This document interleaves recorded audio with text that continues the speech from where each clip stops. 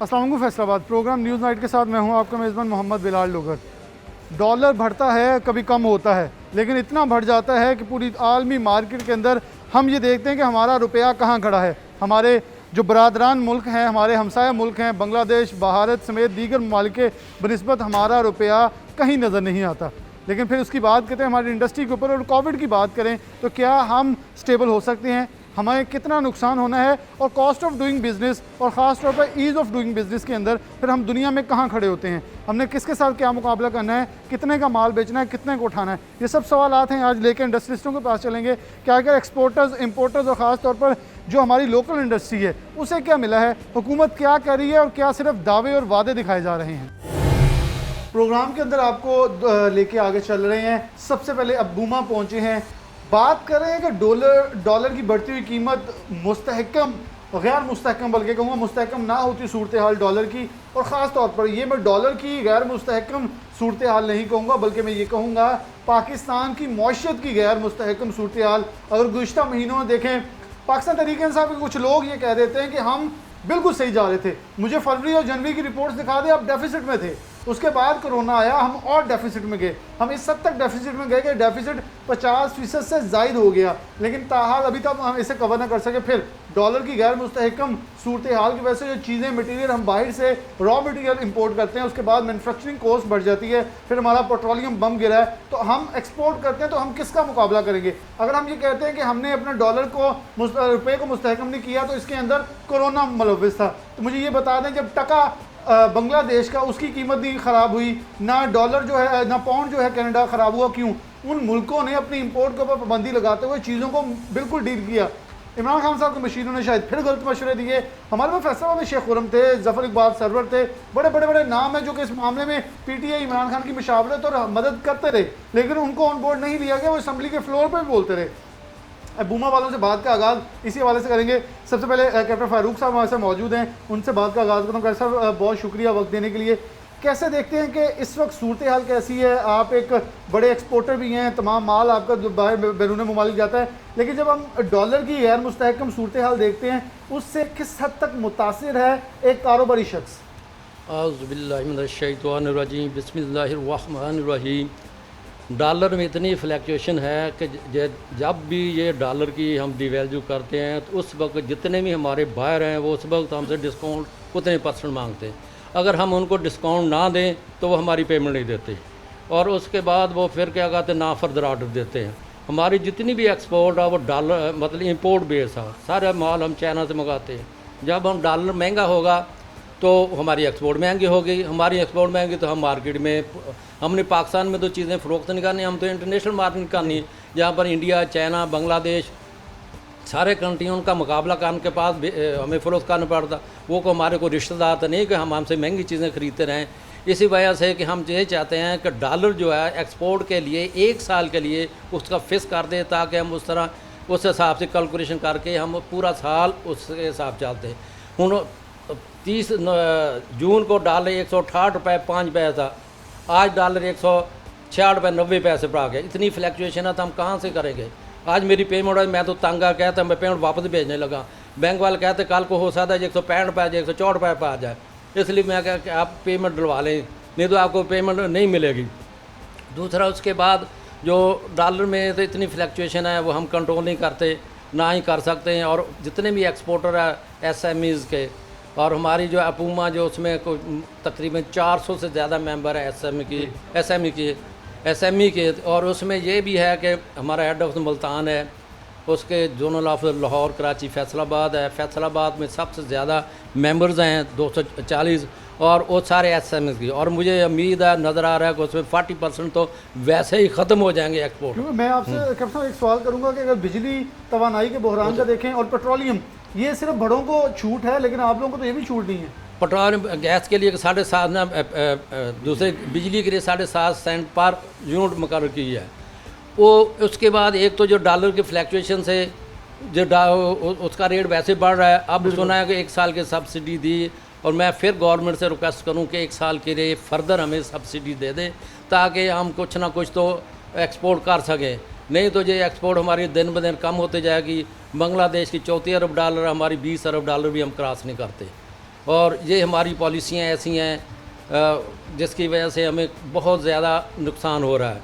उसके बाद sale tax का लास्ट टू लास्ट ईयर हमने इतने जलसे किए, जुलूस किए, सबको किया, सबको दीजिए आपको सेल टैक्स के लिए 17% टू मच है। उसके बाद इसने कहा जी जब आप जीडी फाइल करेंगे आपको सेल टैक्स मिल जाएगा, जैसे बांग्लादेश में मिलता है। उसके बाद कहा 72 आवर में आपको मिल जाए। अब कई माह गुजर जाते हैं, सेल टैक्स नहीं हमें मिलता, और हर एक्सपोर्टर का मिलियंस गवर्नमेंट के पास सेल टैक्स है। मैंने लास्ट टाइम भी रिक्वेस्ट की थी कि जो हमारे पैसे हैं वही हमें दे दो, इसलिए कि ताकि हम एक्सपोर्ट करें। जब एक्सपोर्ट करे जाएंगे उसमें माइनस होते जाएगा। हमारे पैसे पड़े हैं गवर्नमेंट के पास और सारे एक्सपोर्टरों के पास लिक्विडिटी बिल्कुल ख़त्म हो चुकी है और एक्सपोर्ट बहुत बुरा हाल है, मतलब कि इसमें बहुत मुश्किल से सर्वाइव कर रहे हैं। आप समझते कि जो लगाने वाले टैक्स थे वो बीमारी का बहाना करके खुद FBI छोड़ के भी मुल्क से चले गए, वापस भी ना आ सके शबर जैदी साहब, और फिर भी अगर वो गलती कर गए, floor of the house Sheikh Khurram Shahzad sahab इस चीज़ को कंडेम कर चुके। मेरे प्रोग्राम में बाद में उन्होंने कंडेम किया कि एक गलत फैसला था, इसे ख़त्म करना चाहिए, लेकिन फिर भी गवर्नमेंट से ख़त्म करने को तैयार नहीं। मगर फिर अब जो रूम ने सुनी कि 5% कर रहे हैं, मगर जब बजट आया तो वो 17% का बजट आया और फिर उसी तरह ये कुछ समझ नहीं आती कि क्या करें, एक्सपोर्ट करें ना करें। ये इस हर एक्सपोर्टर इसी प्रॉब्लम में फंसा हुआ है। बड़े बड़े बेनिफिट भी ले थे। अब मेरा मानचेस्टर में वेयर हाउस था, बगैर किसी पूछे कि हमने उसे 50,000 पाउंड हमारे अकाउंट में डाल दिया। बिल्कुल। मेरे बेटी ने जब चेक किया कि मेरे अकाउंट में 72,000 पाउंड पड़े हैं, वो तो बड़ी परेशान हो गए। उसने टेलीफोन किया भाई को, भाई ये कैसे 50,000 पाउंड कहाँ से आ गए। उन्हें चेक किया, उन्होंने कहा जी गवर्नमेंट ने आपको फ्री इंटरेस्ट दिया है, सब्सिडी दी है। उसके बाद उसने कहा कि आपको 1 साल के बाद 2.5% आपको इंटरेस्ट देना पड़ेगा। बेटे ने कहा वापस कर दो, हमें नहीं चाहिए। हमने 50,000 पाउंड वापस कर दिए कि हमें नहीं चाहिए पैसे। बड़ा बुनियादी मेरा सवाल यहाँ होगा, इंटरनेशनल मार्केट्स को देखें जहाँ हमने सब कुछ बेचना है, तो वहाँ दुनिया के अंदर कंपटीशन के अंदर बेल आउट पैकेजेस आए और हमारे पैकेज के आने थे, हमारे कुछ भी नहीं आया। हमारे पैसे अपने नहीं मिलते थे, हमारे पैकेज क्या लेना जो हमारे पैसे। अब इन्होंने पैकेज क्या निकाला है कि जी जो आपने जो जितने भी आपकी एम्प्लॉइज़ हैं उनकी सैलरी के लिए हम स्टेट बैंक आपको देगा फ्री इंटरेस्ट, और उसके बाद बैंक वालों ने 3% लगा दिया। भाई जो 3% वो हमने देना कि नहीं देना। उसके बाद मुझे नहीं समझ आ रही कि जो सेल टैक्स ना हमारा जो DLT है, ये कई माह मुझे 17-18 का नहीं मिला। उसके बाद 19-20 के में कोई तकरीबन 7 केसेस आए हैं। उसके बाद इंक्रीमेंटल 17-18, फिर 18-19, उसके बाद 20-21 का भी वो नेक्स्ट मंथ हम पुट अप कर देंगे। मतलब कि जब ये पार्ट 2 दे रहे हैं एक्सपोर्टरों को 3% पर, तो ये हम जब लेट कर दे तो हमें भी हमारे DLT में हमें भी 3% दें। देने के लिए गवर्नमेंट आती नहीं, लेने के लिए बड़ी खुशी से आ जाती है। लेने के लिए आ सकती है। आरिफ एहसान मलिक साहब बैठे हैं, साबिक चेयरमैन है। आरिफ साहब की तरफ माइक बढ़ाना चाहूँगा। बहुत बहुत शुक्रिया आपका, आपने इतना हमारे साथ टाइम वेस्ट किया, बहुत बहुत शुक्रिया। खुदा हाफिज़। खुदा हाफिज़। आरिफ साहब के साथ आरिफ भाई कुछ अदाद शुमार लेके आप बैठे हैं अबूमा के प्लेटफॉर्म से, कैसे देखते हैं कि जिस तरफ हम चल रहे हैं, ये किस तरफ हम जा रहे हैं? क्या ये मुल्क की मईशत इस चीज़ की मुतम्मल है कि हम अपने पाँव पे खड़े होते हैं? PTI के कुछ लोग अभी भी डिफेंड कर रहे हैं और अभी भी यकीन दिला रहे हैं कि हम सही डायरेक्ट पे हैं। पुराना गन था, क्या 2.5 साल का रोना अभी और मज़ीद 2.5 साल रोना पड़ा? ये जी बिस्मिल्लाहिर्रहमानिर्रहीम। मैं थैंकफुल हूँ कि आप हमेशा नीड ऑफ़ टाइम के जो टॉपिक होते हैं उन पे आप आते हैं। उसमें मैं कैप्टन साहब ने बहुत खूबसूरती से बातों को कवर कर दिया, मैं रिपीट नहीं करूँगा। मैं आपकी तवज्जो दिलाना चाहता हूँ एक कोर इशू की तरफ। टेक्सटाइल पॉलिसी 5 साल के लिए बनती है। 2014 में बनी थी, 2019 तक थी, फिर 2020 में अब ड्यू थी 2024 तक। उसमें हमने मैनी टाइम्स रिक्वेस्ट की, अब्दुल रज़ाक दाऊद साहब को भी लेटर रूट किया, गवर्नर पंजाब को भी लेटर रूट किया कि ये SMEs के लिए बनाई जा रही है। इसमें SMEs पाकिस्तान में एक्सपोर्ट्स में 75% से ज़्यादा रेवेन्यू जनरेट कर रहे हैं। तो आपने उस पूरी कमेटी में SME का कोई हकीकी नुमाइंदा, कोई स्टेक होल्डर कौन सा रखा है? हमने अपनी तरफ से रिकमेंडेशन भेजी, हमारे मेंबर हैं ज़फ़र इकबाल सरवर, टेक्सटाइल पॉलिसी उन्होंने बनाई कि इनको आप एटलीस्ट इस कमेटी में रखें ताकि चले हम समझते हैं कि वो स्टेक होल्डर हैं।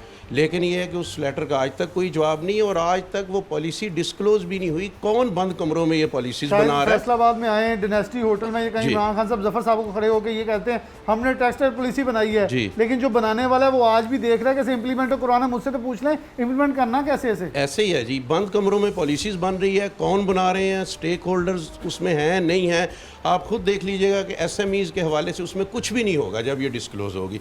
तो ये बहुत बड़ा पॉइंट है कि जिस हवाले से मैं चाहता हूँ कि गवर्नमेंट आज भी अगर वो पॉलिसी फ़ाइनल नहीं हुई तो वो स्टेक होल्डर को उसमें शामिल करे, ताकि उसमें सारे सेक्टर्स का ख्याल रख के वो पॉलिसी बनाई जा सके। अच्छा, लाखों की तादाद में हमारा मजदूर बेरोज़गार हो गया। असद उमर साहब कहते रहे बेरोज़गारी के ऊपर, खान साहब कहते रहे। पंजाब हुकूमत और वफाक बहुत आज भी बटी हुई नज़र आ रही। पूरे 3-4 माह में हमें कहीं फवाद चौधरी बयान देते हैं, फैज़ल हसन चांद उनको बिल्कुल कूद के पढ़ते हैं। अगर वो बयान देता है कोई और राजा रियाज साहब कुछ कहते हैं, फिर सूबाई हुकूमत को तकलीफ है। यानी कि हम जहाँ भी मौजूद हैं, हमारी वफाकी गवर्नमेंट कहीं संजीदगी दिखाती है तो सूबा उससे बिल्कुल मुक्ति नज़र आता है। कि हुकूमती सीटों के ऊपर जो बंटवारे हुए हैं उससे हमारी मौशत को नुकसान ज़्यादा हो रहा है, या वो किसी एक तरफ, क्योंकि शेख खुर्रम शहजाद जैसे MN जो मेरे ख्याल में हमारे फैसला डिजर्विंग था टेक्सटाइल मिनिस्ट्री के लिए, नहीं आपने टेक्सटाइल मिनिस्ट्री ख़त्म कर दी, उसके बावजूद भी आप इनके मशवरे भी मांग रहे हैं। फ्लोर ऑफ दी हाउस खड़े हो कह रहे हैं ये कर दें, अगर आपने पैसे लेके वापस देने हैं तो फिर ज़ीरो रेडिट कर देना। जी बिल्कुल, मैं बिलाल साहब इसमें ये कहता हूँ कि मैं पॉलिटिकल बात नहीं करना चाहता, लेकिन मैं ये कहना चाहता हूँ कि गवर्नमेंट की सिमत ही जो है ना वो दुरुस्त नहीं है।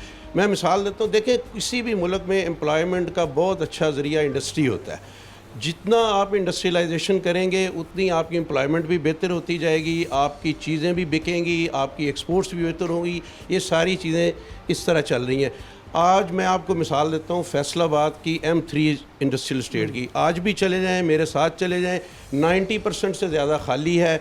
हमने मैनी टाइम्स रिक्वेस्ट की है, एप्लीकेशंस फॉरवर्ड की हैं कि आप SMEs को प्लॉट्स दें। 3-3 साल से लोग वहाँ प्लॉट्स रख के बैठे हुए हैं, कुछ कर भी नहीं रहे भाई। हालांकि लॉ के तहत वो 3 साल के बाद प्लॉट छोड़ना पड़ता है, लेकिन कुछ कर भी नहीं रहे। लेकिन हमारी एप्लीकेशंस वैसी की वैसी पड़ी हुई हैं। हम इस प्रोग्राम की वसातत से फिर अरबाब इक़्तिदार को ये कहेंगे, मैं इस एसोसिएशन की हम बिहाफ पे एप्लीकेशन रूट करेंगे मिनिस्टर जो हैं इंडस्ट्री के और प्लानिंग मिनिस्टर असद उमर, उनको भी हम कहेंगे कि ये अगर नहीं बनानी लोगों ने, इंडस्ट्री वहाँ नहीं लगानी, तो आप उनसे लेके जो लोग इस वक्त काम करना चाह रहे हैं, जो इंडस्ट्री लगाना चाह रहे हैं, जैसे कि अब्बुमा के बहुत सारे मेंबर्स हैं जिनकी एप्लीकेशंस जमा हैं फेडमिक के पास, उनको आप ये प्लाट जो हैं वो फर्स्ट कम फर्स्ट सर्व की बेसिस पे दें ताकि वो अपनी इंडस्ट्री लगा। ये मेरा नाज़रीन के सामने आपके साथ वादा है आरिफ भाई कि मेरा प्रोग्राम है कुछ दिन के बाद काशिफ चौधरी साहब के साथ, ये चीज़ें मैं उनके सामने रखूँगा अपने बिहाफ पे, आप लोगों के बिहाफ पे, ताकि हम हकीकत जान सकें, क्योंकि इस वक्त वज़ीर-ए-आज़म को बहुत क्लोज हैं, ताकि हकीकत उनसे जानी सके। अफजाल साहब मौजूद हैं, बात का आगाज़ करेंगे। अफजाल साहब बहुत शुक्रिया वक्त देने के लिए। आप कैसे देखते हैं इस वक्त अब्बुमा का जो मेम्बरान हैं, जो इस वक्त मैन्युफैक्चरर्स हैं, जो एक्सपोर्ट कर रहे हैं चीज़ों को, उन्हें किस हद तक मुश्किलात का सामना है और कैसे कम्पीट कर रहे हैं इस वक्त मार्केट को, जो कि इंटरनेशनल मार्केट है? थैंक्स अलाट सर कि आप तशरीफ़ लेकर आए हमारे ऑफिस में। सबसे पहली बात तो ये है कि ये हमारी एसोसिएशन जो है वो SMEs है जी। 250 मेंबर जो हैं ऑन बिलोंग कर रहे हैं हमारे इस फैसलाबाद से। और हमारी जो सबसे ज़्यादा बैड लक जो ये है कि ये एक पॉलिटिकल इंस्टेबिलिटी जो है ना, इसकी वजह से ये सारे मामला जो हैं वो ठीक तरह से नहीं चल रहे। दूसरा ये है कि जब तक आप SMEs को प्रमोट नहीं करेंगे, LMEs जो भी ये भी चल रहे हैं ये ऑन बिहाफ ऑफ SMEs के, ये SMEs ही इनको रन कर रहे हैं, ठीक है। और एसोसिएशन जो है इस वक्त ये हमारे काफ़ी जो हैं वो लोग जो हैं ये डिस्टर्ब हैं, क्योंकि ये छोटे एक्सपोर्टर हैं। तो इंशाल्लाह हमारा यही पैगाम है कि आप इन्हीं को प्रमोट करें और यही इंडस्ट्री के लिए बेहतर सरमाया। आपने पॉलिटिकल इंस्टेबिलिटी की बात की तो मैं एक बड़ा बुनियादी सवाल करूंगा, क्या अफजाल साहब आप समझते हैं जब मईशत इस हालत पे हो, कुछ लोग आपकी तरफ आना चाहें, SMEs इन्वेस्ट करना चाह रहे हों, तो वज़ीर-ए-आज़म ये कह रहे हों मेरे अलावा कोई ऑप्शन नहीं है, मुझे माइनस कर दिया जाए, कुछ और बाकी नहीं है और कोई फेस नहीं है, तो क्या हमारा मुल्क इस वक्त इस चीज़ का मुतहम्मिल है कि हम ये बर्दाश्त कर सकते हैं कि वज़ीर-ए-आज़म इन हाउस तब्दीली की बात करें और पहले हम बेड़ा गर्क हमारी मौशत का हुआ हो? सर ये एक एसोसिएशन है, हम इसको पॉलिटिकल तो नहीं ले सकते, लेकिन ऑन बिहाफ ऑफ एसोसिएशन हमारी तो हमेशा से और हमारी एग्जेक्टिव की यही रिक्वेस्ट रही है। हमारे आरफ एहसान मलिक साहब, इनके भी वो मिनिस्टर से भी मुलाकात हुई और यही है कि आप SMEs को ही करें, जब तक आप इनको नहीं करेंगे, प्रमोट नहीं करेंगे, ये इस तरह नहीं चल सकता, नहीं चल सकता। बहुत शुक्रिया। हमारे साथ मौजूद मेम्बरान मौजूद थे, साबिक चेयरमैन मौजूद थे, वाइस चेयरमैन मौजूद हैं और जनरल सेक्रेटरी रीजनल जो मौजूद थे। बहुत ही तफसील के साथ जो बात हुई उसमें ये सामने आया है कि हमारा इस वक्त मुल्क जिस हालात से गुजर रहा है, इंस्टेबिलिटी के अंदर ये लोग जो मुल्क की मईशत को सहारा देने के लिए अपने कंधे पेश कर रहे हैं, उन कंधों के ऊपर आप उससे ज़्यादा बोझ डालेंगे तो ये कंधा बेचारा टूट जाएगा, या वो उतना वजन उठा सकता है जितना उठा सकता है। कंधे भरना चाहते हैं, उन कंधों को पहचान कीजिए और आपके साइड पे जो मसनूई कंधे हैं उन्हें ज़रा स्पोर्ट्स को बाहर निकालें, ताकि ये लोग जो स्टेक होल्डर्स हैं, 12 हर प्रोग्राम में हर स्टेक होल्डर कह रहे हैं हमें ऊपर नहीं लिया जाता, वो लोग जो एक्सपोर्ट पे जाली पर्चियाँ, जाली इन्वाइसेस बना के डंप कर रहे हैं उनको पकड़ें, इनको ना पकड़ें जो हक हलाल के साथ पाकिस्तानी मौशे को सहारा दे रहे हैं। छोटी सी ब्रेक लेते हैं, दोबारा हाजिर होते हैं।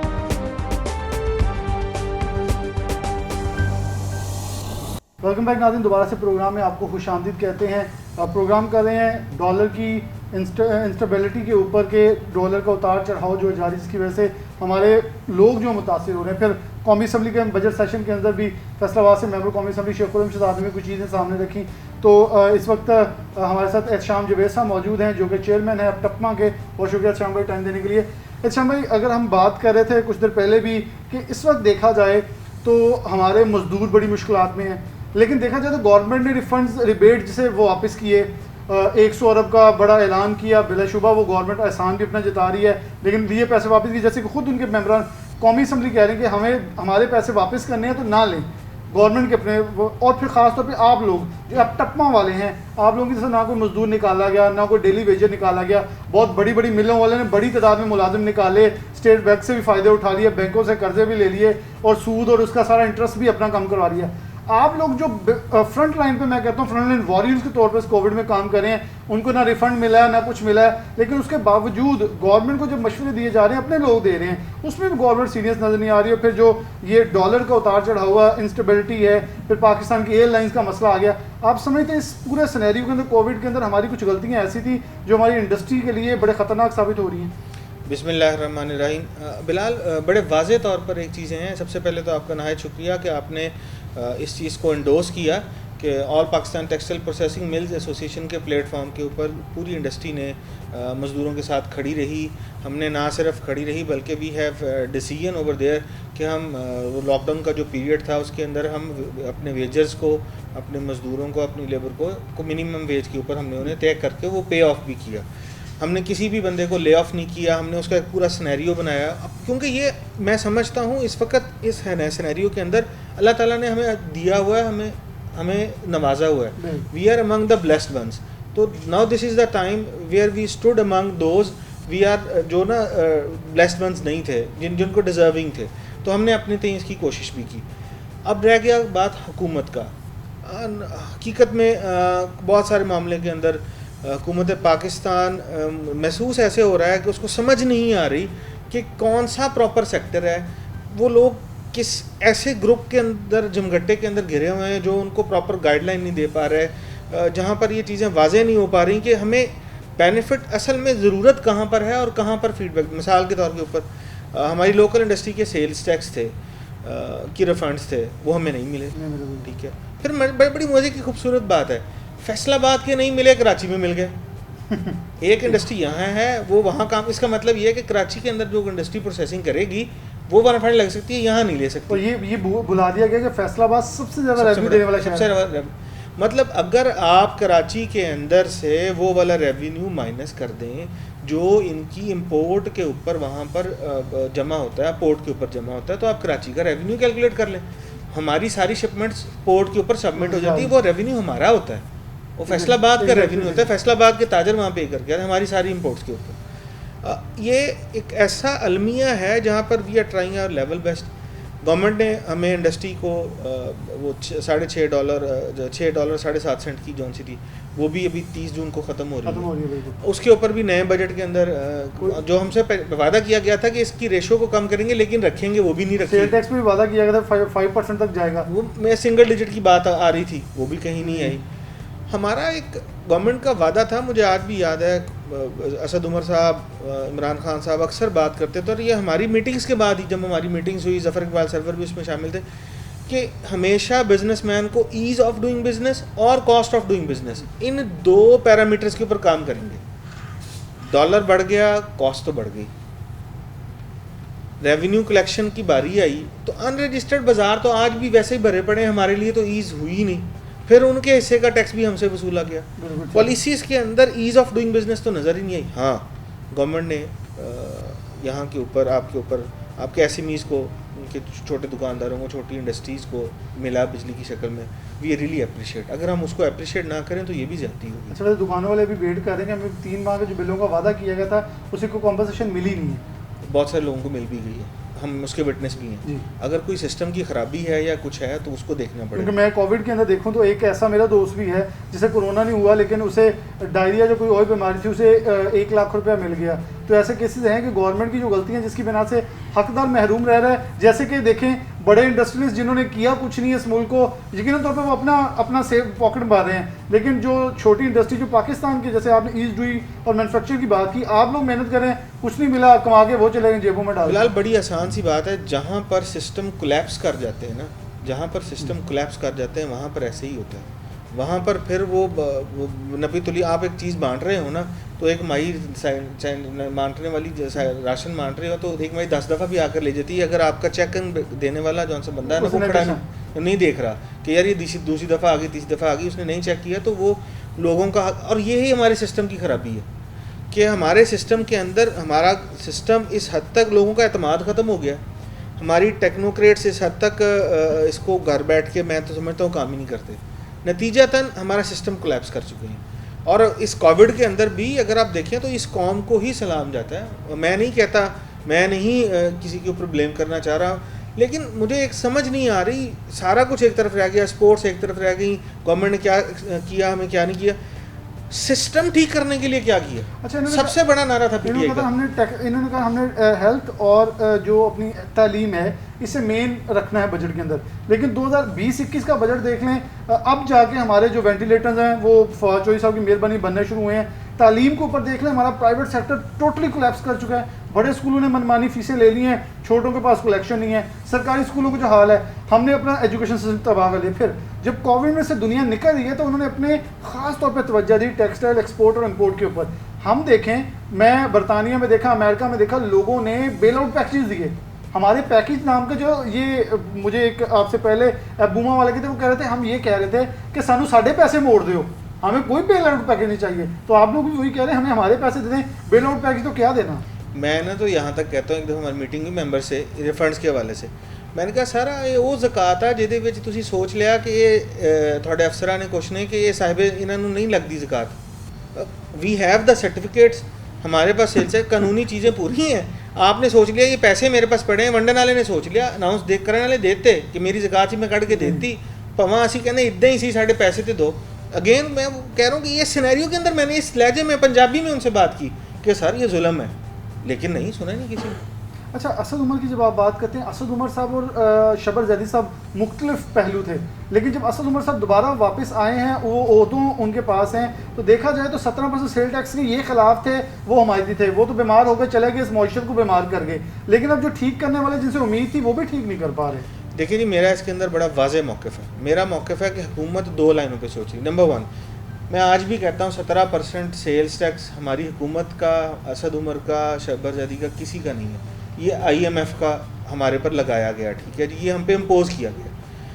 हमारा मकसद रजिस्टर्ड करना था लोगों को। आज इसको 2-3-4% के ऊपर ले आए, रजिस्ट्रेशन की शर्त पे सख्ती कर दें, आपके पास नंबर ऑफ़ पीपल 4% पे से ज़्यादा लोग आ जाएंगे।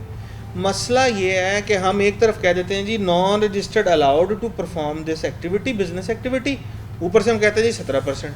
आप उसको क्वेश्चन दे रहे हैं कि वो 2%, 3% पे करके अलाउ करें, फिर आप पकड़ते भी हैं। You should close that window. और एप्टपमा अरसा दराज से इसके लिए बात कर रही है कि अगर आपने या तो अलाउ कर दें जी कि हर फैक्ट्री वाला भी अनरजिस्टर्ड काम करे।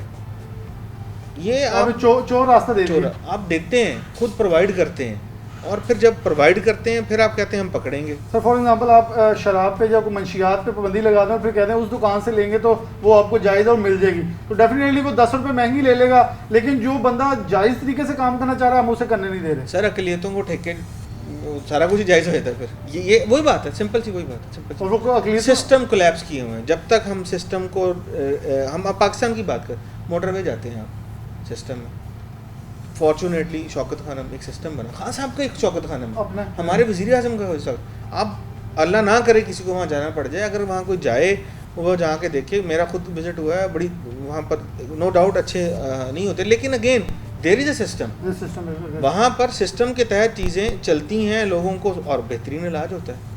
तो मेरे भाई, और वहाँ पर ये नहीं है कि मैं पैसे लेके गया हूँ तो मेरा इलाज अच्छा हो जाना है और कोई और नहीं लेके गया उसका नहीं होना, दोनों को इक्विवेलेंटली ट्रीटमेंट मिल रही होती है, सिस्टम है।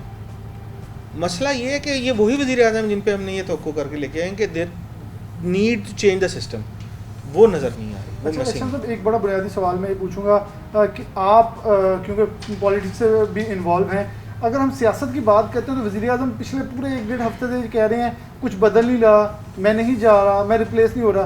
क्या इस वक्त जो मौशी हालात हैं, कोविड से निकल रहे हैं, दुनिया बड़ी तेज़ी से सर्वाइव कर रही है, हम अभी भी इन हाउस तब्दीलियाँ, अपोजिशन बात नहीं कर रही लेकिन हुकूमत खुद अपने आप को इनसिक्योर फील करवा रही है। MNAs अपोजिशन पे जब बात करते हैं हुकूमती जमात के, उनके राजा रियाज साहब माइक बंद कर दिए जाते हैं। क्या इस चीज़ में, इस साल में जो टेक्सटाइल ऑनर है जो आप लोग हैं, वो ये समझेंगे कि आपकी बात भी कुछ सुनेगा?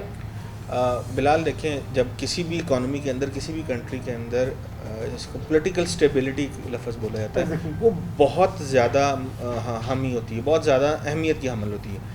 इन हालात के अंदर पॉलिटिकल स्टेबिलिटी जब नहीं होगी, जब लोगों पर ये, लोगों को ट्रस्ट नहीं होगा कि ये हुकूमत चलेगी, इसकी पॉलिसीज़ चलेंगी या ऐसे मामला होंगे, तो इकोनॉमिक एक्टिविटीज़ आपकी बुरी तरह मुतासिर होंगी।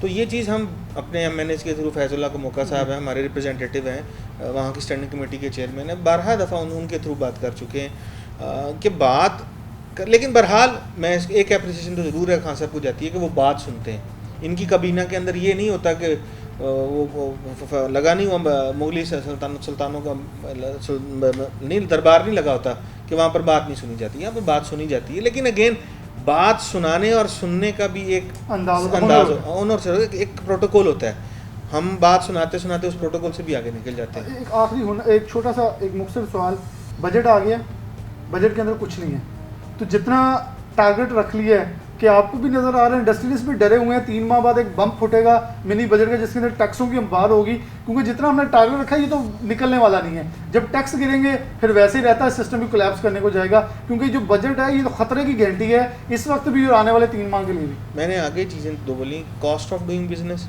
Ease of doing business. अगर इन दो चीज़ों को हमने लेकर चलना है, ये बजट या मिनी बजट आना है IMF की वजह से।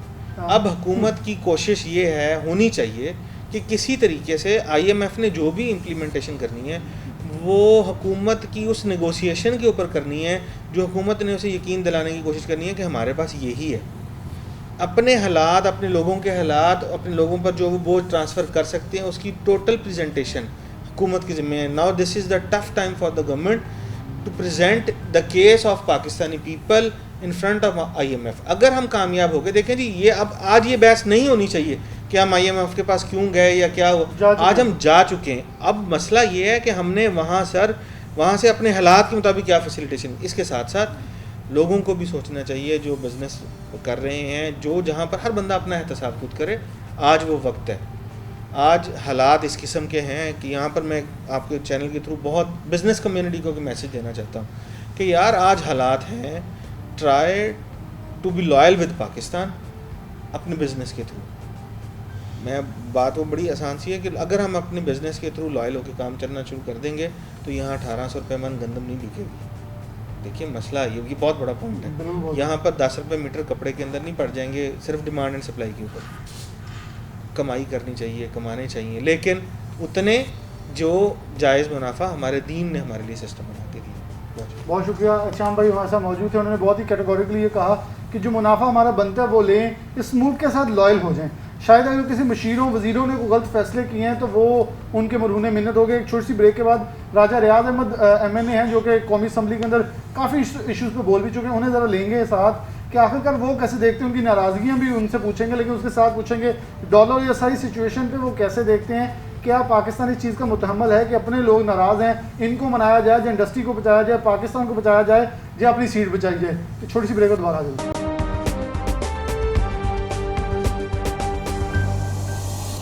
वेलकम बैक नाज़रीन, दोबारा से प्रोग्राम में आपको खुशामदीद कहते हैं। राजा रियाज अहमद साहब मौजूद हैं, मेंबर कौमी असम्बली हैं। राजा साहब बहुत शुक्रिया वक्त देने के लिए।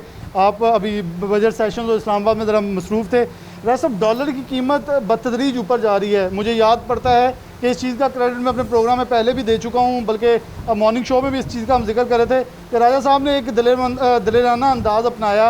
आपने मोटरवे की भी आवाज़ उठाई, पेट्रोलियम की आवाज़ उठाई, लेकिन सबसे अहम आपने बजट से वॉकआउट किया। डॉलर ऊपर जा रहा है, आपके ख्याल में हमारा मुल्क इस चीज़ का इस वक्त मुतहम्मल हो सकता है कि जिधर हम जा रहे हैं, हमारी बाहर से जब चीज़ें लेके आएंगे और उसे मैन्युफैक्चर करके बाहर एक्सपोर्ट करेंगे तो हमारा बेड़ा गर्क हो जाएगा? हमेशा से फैसलाबाद की टेक्सटाइल इंडस्ट्री हर गवर्नमेंट की तरजीह रही है, लेकिन पाकिस्तान तहरीक इंसाफ और पाकिस्तान तहरीक इंसाफ को मशीर गलत मशवरे देते हुए इस वक्त हुकूमत को तबाह कर रहे हैं।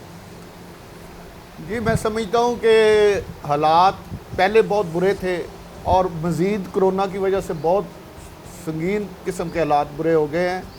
और मैंने इमरान खान साहब से ये रिक्वेस्ट की है कि हंगामी बुनियादों पर इन तमाम मसाइल को एड्रेस करें। ख़ास तौर पे हमारे फैसलाबाद में देखिए अभी पेट्रोल का इशू जिस तरह रहा है, टेक्सटाइल इंडस्ट्री बुरी तरह मुतासर है, बंद हो रही है, बेरोज़गारी हो रही है। तो खान साहब से और स्पीकर कौमी असम्बली से असद उमर साहब से इस इशू पर तफसीली बात हुई है और इंशाल्लाह कोशिश करेंगे कि हम इसको बेहतरी की तरफ लेके जाएं, लेकिन हालात जो हैं वो बेहतरी की तरफ नहीं जा रहे। वैसे बड़े कुछ आपके जो अल्फाज हैं बड़े सख्त भी रहे। असम्बली के अंदर आपका माइक बंद कर दिया गया, सरकारी टीवी ने आपको बाइकआउट किया। क्या ये चीज़ें ज़ेब देती हैं कि हुकूमती रहनुमा जो कि पॉइंट ऑफ ऑर्डर पे आके एक अपना हक आवाम का बोलना चाहते हैं, क्योंकि आप 4-5 लाख आवाम के नुमाइंदे हैं, अगर आप फ्लोर ऑफ द हाउस कुछ कहना चाहते हैं तो सुनने की कोशिश वहाँ क्यों नहीं की जाती? मैं समझता हूँ कि वहाँ पे अगर मुझे मौका नहीं मिला तो मैंने वही बात आके मीडिया पे कह दी, टीवी पे कह दी और सारे पाकिस्तान ने सुनी। अगर उस फोरम पे मुझे मौका दिया जाता तो मैं समझता हूँ कि वो ज़्यादा बेहतर था और ज़्यादा बेहतर अंदाज से बात मैं कर सकता था। लेकिन अब ये वादा किया गया है कि आइंदा आपको हर इशू पे मौका दिया जाएगा और जो इस तरह की ज़्यादती है कि किसी का माइक बंद किया जाए, आइंदा से ये नहीं होगा। वैसे किसने वादा किया ये? स्पीकर कौमी असम्बली। स्पीकर कौमी असम्बली ने। लेकिन अच्छा, मैं आपसे अब ये बात करूंगा जो आपने एक गुज़िश्ता शो में भी की कि यहाँ दफातर के अंदर जब आप लोग जाते हैं तो बात नहीं सुनी जाती। ये तो बिलाशुबा हम ये देख सकते हैं फैसलाबाद के सारे रोड्स तबाह बर्बाद हो चुके हैं और मरकज़ी रोड आपके हल्के के अंदर आते हैं, तो डेफिनेटली आप उसके लिए जवाबदेह आवाम को होते हैं। तो आपने कौमी असम्बली के अंदर इसका भी जिक्र किया, प्रोग्राम के अंदर कहा कि तमाम इंफ्रास्ट्रक्चर ख़राब हो चुका है। जब हम जाते हैं आवाम के पास तो आवाम सवाल करते हैं और हम जवाब देने से कासर आ जाते हैं। जी बिल्कुल, ये बातें हुई हैं, लेकिन अब फैसलाबाद की सड़कों का टेंडर हो गया है। मेन जो सड़कें हैं, जड़ाला रोड है, समुंदी रोड है, सरगोदा रोड है, झांग रोड है और अनकरीब इंशाल्लाह इन पे काम शुरू हो जाएगा। और इस मसले को हमने बारहा एड्रेस किया है चीफ मिनिस्टर के पास भी और वज़ीर आज़म के पास भी, लेकिन अब अल्लाह का शुक्र है कि इसके टेंडर हो गए और जल्द काम शुरू हो जाएगा। खान साहब से मुलाकात हुई थी अभी फैसलाबाद के 3 मेंबरान असम्बली से, आप मौजूद नहीं थे, वरना हमेशा मुलाकात आप करवाते हैं, वो साथ जाते थे। तो इसकी बुनियादी वजह क्या क्या इख्तलाफात कुछ अब ख़त्म हुए हैं या अभी भी, क्योंकि 12 मेंबरान असम्बली जिनमें आप भी हैं जिन्होंने मंजूरी के अंदर भी शमूलियत नहीं की और खान साहब की जो शाइया था उसके अंदर भी लोगों की कमी नहीं, वो हमारे 12 के 12 लोग खान साहब के खाने पर भी गए थे और असम्बली के बजट इजलास में भी उन्होंने भरपूर तरीके से हिस्सा लिया है। और हमने पहले भी कहा था कि वोट हमारा जो है वो इमरान खान का है, हम उनकी टिकट पे जीत के आए हैं, लीडर हमारा इमरान खान है। लेकिन हमें अपने हलकों के हवाले से जो शिकायत हैं, जिस तरह लोग हमारे पास आके शिकायत करते हैं, इसी तरह हमारी शिकायत भी सुनी जाए जो कि नहीं सुनी जा रही। अब वो बातें सुनी गई हैं, उनको एड्रेस किया गया है और इंशाअल्लाह ताला उसके समरात इसी महीने में सामने आएंगे और अवामी नुमाइंदों की रिस्पेक्ट के हवाले से, उनके मसाइल के हवाले से, उनके हलकों में जो डेवलपमेंट है, सुई गैस, बिजली जो बिल्कुल रुकी हुई है, हम एक खंबा नहीं लगवा सकते, एक पोल नहीं लगवा सकते, इस हवाले से अब उन्होंने कहा है कि इसी महीने में आपके ये तफाज़ात दूर किए जाए। वैसा एक बड़ा बुनियादी सवाल होगा कि फवाद चौधरी भी बोल चुके हैं, आप बोल चुके, तो इसके बाद एक लहर आई कि इमरान खान पे आप लोगों को एतमाद है, लेकिन वो कौन से वुज़रा हैं कि जो कि काबीना के अंदर इमरान खान को गलत फीड करते हैं और मेंबरान कौमी असम्बली को भी दूर कर देते हैं खान साहब से, जिसकी वजह से मसाइल पैदा हो रहे हैं? वो तमाम जो गैर मुंतखब लोग हैं और खान साहब के इर्द गिर्द जमा हैं, वो मैं समझता हूँ कि इस काबिल भी नहीं है और दूसरा उनमें और मुंतखब नुमाइंदों में बहुत फासला है, जिसकी वजह से मुंतखब नुमाइंदे जो है ना वो बहुत परेशान भी हैं और हुकूमत से अपने आप को दूर समझते हैं। लेकिन अब ये वादा किया गया है कि ये सारी चीज़ों को कवर किया अच्छा, फवाद चौधरी साहब ने जब बोला और आपने बोला तो फैज़ुल हसन चौहान की तरफ से बड़ी एक ऐसे अल्फाज सामने आए जो शायद सुनने के काबिल भी नहीं थे। उन्होंने को कीड़े का जिक्र किया फवाद चौधरी के लिए, जो मीडिया पर शायद मेरे ख्याल में ये बातें जेब नहीं देती। एक पार्टी के अंदर आप इख्तलाफात ख़त्म करें, तो इसको कैसे देखते हैं कि जब आप लोगों के इख्तलाफात आते हैं, डेफिनेटली आप पार्टी के रहनुमा हैं, आपकी शिकायत बनती भी है, आपकी मुश्किलात हो भी सकती हैं। आपने ये कहा हमारी तजलील हो रही है, हमारी बात नहीं सुनी जा रही, तो हुकूमत के अंदर बैठे कुछ रहनुमा जो हैं वो ऐसे इख्तलाफात के ऊपर ऐसे से जुमले कस देते हैं जो यकीनन तौर पर हल्के की आवाम और आपके लिए ज़्यादा शर्मिंदगी का बायस बनते हैं। फवाद चौधरी के बारे में जो कुछ फैज़ल हसन ने कहा, मैं समझता हूँ कि इंतहाई नामुनासिब है और उन्हें ये हरकत नहीं करनी चाहिए थी। और मैंने उन्होंने जो फवाद चौधरी साहब के बारे में अल्फाज इस्तेमाल किए हैं, मैं उनकी मजम्मत करता हूँ। अच्छा राज साहब, पेट्रोलियम पे बात कर लेते हैं। पेट्रोलियम की आपने एहतजाज भी किया, असम्बली के फ्लोर के ऊपर बजट से बाइकआउट किया, डॉलर भी बढ़ा है, कीमतें वापस होने की बातें शुरू हुई लेकिन नहीं हो सकी। आपको लगता है कीमतें रिवाइज होंगी या कुछ ऐसा सामने आ सकता है और पाकिस्तान के अंदर कुछ चीज़ें बेहतर होने की तरफ जाएंगी इसी 2-3 हफ्ते में?